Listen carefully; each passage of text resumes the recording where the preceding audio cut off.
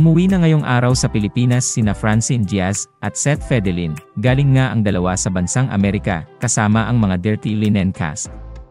Sa pag-uwi na Franceth ay naghatid ito ng kilig sa kanilang mga tagahanga, matapos masilayan sa airport na umakbay si Seth Fedellin kay Francine Diaz. Hindi pa dito natapos ang kaswitan ng dalawa, dahil sa ibinahaging video ng manager ni Francine Diaz, na si John Ling ay makikita na sinuotan ng singsing ni Seth Fedellin ang alaga nitong aktres. Samantala narito at panoorin natin ang nasabing video kung saan ay sinuotan ng singsing ni Seth Fedellin si Francine Diaz.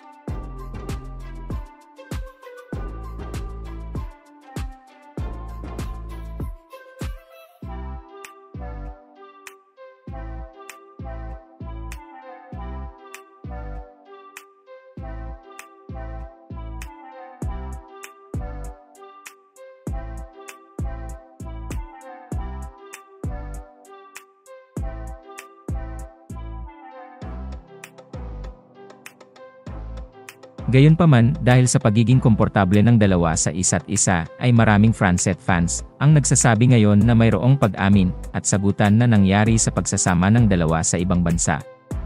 Ngunit dahil inuuna ng dalawa ang kanilang mga trabaho, ay hindi muna nila ito ginawang prioridad. Sa kabilang banda ay mapapanood na sa iWant TV, ngayong darating na September 15 ang bagong serye nina Francine Diaz at Seth Fedellin. Bukod pa rito ay kinumpirma ng isa sa mga writer ng paparating na pelikula ng Franceth, na sisimulan na ngayong September ang shooting ng dalawa. Kaya naman excited na ang Franceth fans sa mga proyekto na paparating ng kanilang mga idolo.